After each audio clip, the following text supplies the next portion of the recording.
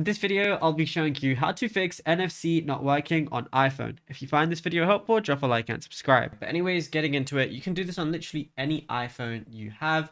But what you're first going to need is the shortcuts application, which for me is right here. But if you don't have it, go ahead and download it from the App Store because it should be available. But on many iPhones, especially the recent ones, it's going to be downloaded automatically. So go over to your shortcuts app.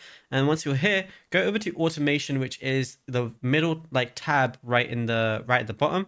And then you're going to see new automation as one of the options. So once you go ahead and click on that, all you want to do is scroll down. You're going to see NFC. This is when I tap an NFC tag.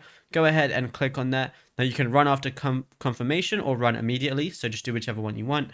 Go ahead and press scan, and it's going to say ready to scan. Hold your device near the NFC tag. And then, yeah, that's literally it. So you can just have that ready whenever you want. And it's as simple as that.